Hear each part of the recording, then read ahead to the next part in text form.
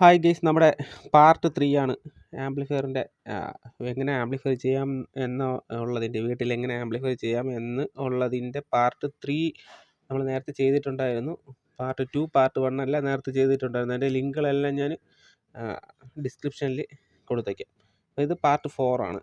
ഇത് ഏകദേശം ആംപ്ലിഫയർ തീരാറായി നിൽക്കുകയാണ്. അപ്പോൾ ഉള്ള അവസ്ഥ ഇപ്പോൾ നമ്മൾ പാനലിൻ്റെ ഫ്രണ്ടിൽ വച്ച് കഴിഞ്ഞു. പാനൽ ചെയ്യുന്ന കട കാണിക്കാൻ പറ്റിയില്ല. അത് ഒരു ദിവസം ഒരു സെപ്പറേറ്റ് വീഡിയോ ആയിട്ട് ചെയ്യാം. അപ്പോൾ നമുക്ക് ഇപ്പം ഇതിനകത്ത് ഉള്ള അവസ്ഥ എന്തൊക്കെയാണ് ചെയ്തിട്ടുള്ളത് നമുക്കൊന്ന് നോക്കാം. അപ്പോൾ ഗെയ്സ്, ഇതാണ് ഇതിൻ്റെ ഒരു ഉൾവശം വരുന്നത്. ഇങ്ങനെയാണ്. പാർട്ട് 1, 2, 3 ഒക്കെ കണ്ടിട്ടുള്ള ആൾക്കാർക്ക് അറിയാം. ഇത് പാർട്ട് 4 കാണുന്ന ആൾക്കാർക്ക് വേണ്ടി പറഞ്ഞതാണ്. ഇതിൻ്റെ ഒരു ഉൾവശം ഇങ്ങനെയാണ്. കുറച്ച് വയറിങ് ബാക്കിയുണ്ട്. ഇനി ഇവിടെ ഒരു സബിൻ്റെ ഫിൽറ്റർ വരാനുണ്ട്. അതിൻ്റെ ഒരു പവർ സപ്ലൈ ഞാൻ ഇവിടെ കൊണ്ട് എത്തിച്ചിട്ടുണ്ട്. പോസിറ്റീവ് നെഗറ്റീവ് ഗ്രൗണ്ട് ഇവിടെ എത്തിച്ചിട്ടുണ്ട്. പിന്നെ ഇത് ഫാനിന് വേണ്ടിയിട്ടുള്ളൊരു ബക്ക് കൺവേർട്ടറാണ്. ഫാനിൻ്റെ സ്പീഡ് അഡ്ജസ്റ്റ് ചെയ്യാൻ വേണ്ടി പിന്നെ LED ലൈറ്റ് വയ്ക്കാനുണ്ട്. അപ്പോൾ അതിൻ്റെയും കൂടെ അഡ്ജസ്റ്റ്മെൻറ്റിന് വേണ്ടിയിട്ടുള്ള ബക്ക് കൺവേർട്ടർ ഇവിടെ ആഡ് ചെയ്തേക്കാണ്. പിന്നെ സ്പീക്കർ പ്രൊട്ടക്ഷൻ, അതിൻ്റെ wires, speaker protection input output എല്ലാം കൊടുത്ത് വെച്ചേക്കാണ്. ഇത് അതിൻ്റെ വയേഴ്സാണ്. അപ്പം അത് ആ ഒരു സെക്ഷൻ കഴിഞ്ഞിട്ടുണ്ട്. ഇവിടെ ബനാന സോക്കറ്റ് വെച്ച് നമ്മളിത് ചെയ്തേക്കാണ് ഇവിടെ. ഇതിനി ഗ്ലൂ വെച്ച് ഫുള്ള് കവർ ചെയ്യും, ഇളവിപ്പോകാതിരിക്കും. ഇപ്പം ഞാൻ ടൈറ്റ് ചെയ്ത് വെച്ചിട്ടുണ്ട്. എന്നാലും ഒന്ന് ഇളവിപ്പോകാതിരിക്കാൻ വേണ്ടി ഗ്ലൂ വെച്ചിട്ടാണ് ഒന്ന് സീൽ ചെയ്യുന്നത്. അവിടെ ഒരു ചെറിയ ബോക്സ് പോലെ ചെയ്യണമെന്നുണ്ടായിരുന്നു, പക്ഷേ ഇനി ചെയ്യാൻ പറ്റത്തില്ല. സ്ഥലം സൗകര്യക്കുറവാണ് ക്യാബിൻ. ഇതിനെക്കാട്ടിയും കുറച്ചുകൂടെ വലിയ ക്യാബിൻ വേണ്ടി വരും ഇത് ചെയ്ത് തീർക്കാൻ. പക്ഷേ ബഡ്ജറ്റിൻ്റെ ഒരു ഇതുകൊണ്ട് മാത്രമാണ് ചെറിയ ക്യാബിനിലേക്ക് ഒതുക്കിയത്. പിന്നെ ഫാൻ ആഡ് ചെയ്തിട്ടുണ്ട്. ഒറ്റ ഫാനേ ആഡ് ചെയ്തിട്ടുള്ളൂ. എനിക്ക് തോന്നുന്നു ഒറ്റ ഫാനിൻ്റെ ആവശ്യമേ. ഇതിപ്പോൾ ചൂടായാലും കവർ മൂടി വരാൻ നേരത്ത് എയർ വെൻറ്റ് വഴി എയർ വലിച്ചെടുക്കുകയും ആ എയർ അതുവഴി പുറത്ത് പോവുകയും ചെയ്യും. ഹീറ്റ് അതുവഴി പൊയ്ക്കോളും, കുഴപ്പമൊന്നുമില്ല. ഒറ്റ ഫാനിൻ്റെ ആവശ്യമേ ഉള്ളൂ. സത്യം പറഞ്ഞാൽ നമ്മളെ ഹോം യൂസിൽ ഉപയോഗിക്കുന്ന ആംപ്ലിഫയേഴ്സിനൊക്കെ ഒരു ഫാനിൻ്റെ ആവശ്യമേ വരുന്നുള്ളൂ. അപ്പോൾ അതിൻ്റെ കാര്യം ഓക്കെയാണ്. ബാക്കി ഞാൻ അത് വർക്ക് ചെയ്യിപ്പിച്ച് നോക്കി. നോ ഇഷ്യൂ, വേറെ പ്രശ്നങ്ങളൊന്നും ഇല്ല.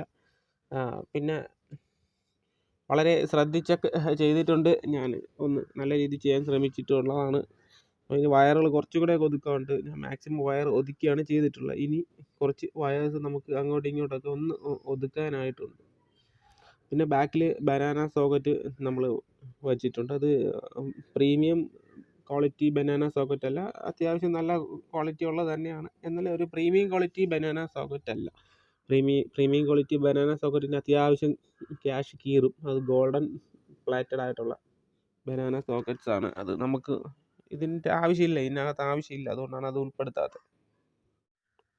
ഇതാണ് നമ്മുടെ സബിൻ്റെ ബോർഡ്. ഇവിടെയാണ് ഇരിക്കുന്നത്. അതിനെ ഒന്ന് ഫിൽറ്റർ ഒന്ന് ആഡ് ചെയ്യാനുണ്ട്. സബ് ഫിൽറ്റർ VIODയുടെ വിനോദേട്ടൻ്റെ സബ് ഫിൽറ്ററാണ് നമ്മൾ ഇതിൽ ആഡ് ചെയ്യുന്നത്. സബ്സോണിക് ഫിൽറ്ററാണ് ആഡ് ചെയ്യുന്നത്.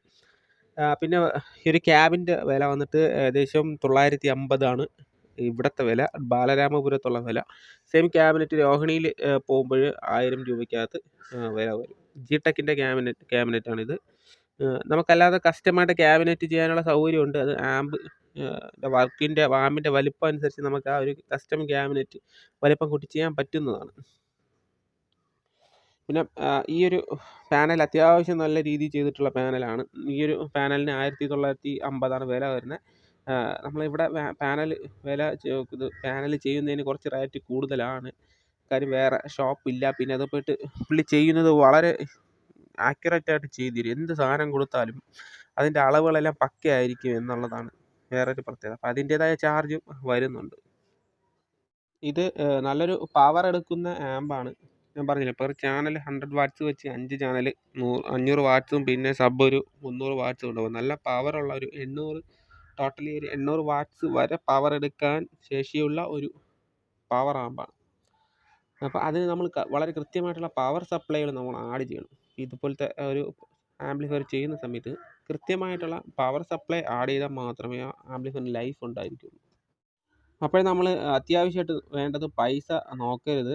പൈസ നോക്കാതെ നിങ്ങൾ ഏതെങ്കിലും നല്ല പവർ സപ്ലൈകൾ ആഡ് ചെയ്ത് കഴിഞ്ഞാൽ ആംപ്ലിഫയർ എത്ര നാൾ വേണമെങ്കിലും പ്രശ്നമില്ലാതെ ഇരിക്കും.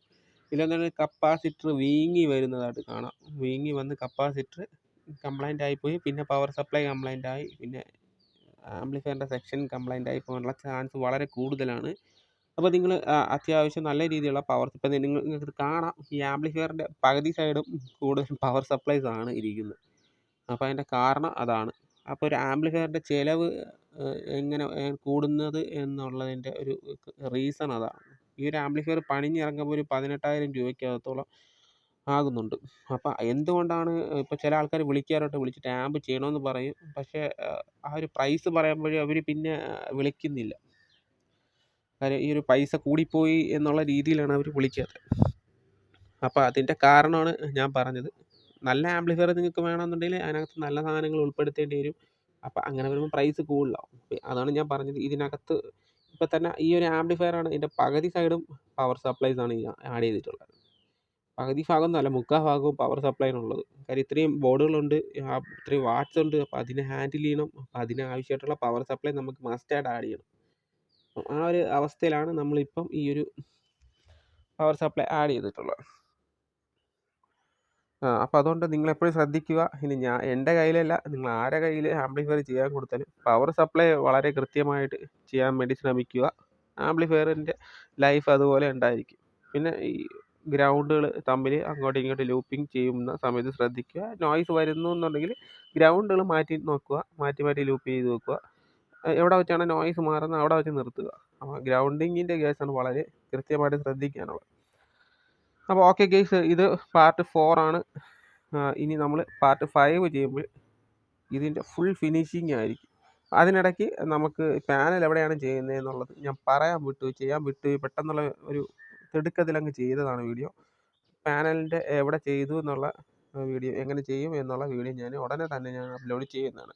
അപ്പോൾ ഒരു വീഡിയോ ആദ്യമായിട്ട് കാണുന്ന ആൾക്കാരാണെന്നുണ്ടെങ്കിൽ ചാനൽ സബ്സ്ക്രൈബ് ചെയ്ത് വയ്ക്കുക.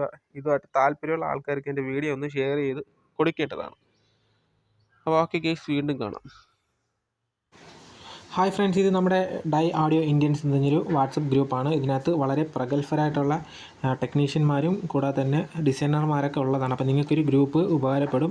നിങ്ങൾക്ക് താല്പര്യമുണ്ട് എന്നുണ്ടെങ്കിൽ ഗ്രൂപ്പിൻ്റെ ലിങ്ക് ഞാൻ ഡിസ്ക്രിപ്ഷനിൽ കൊടുത്തിട്ടുണ്ടായിരിക്കും. നിങ്ങൾക്ക് ആ ലിങ്കിൽ കയറി കഴിഞ്ഞാൽ ഈ ഗ്രൂപ്പിലേക്ക് നിങ്ങൾക്ക് കയറാവുന്നതാണ്. അപ്പോൾ നിങ്ങൾക്ക് വിലയേറിയ പല കാര്യങ്ങളും ഈ ഗ്രൂപ്പിൽ നിന്ന് കിട്ടുന്നതാണ്. Okay, thank you.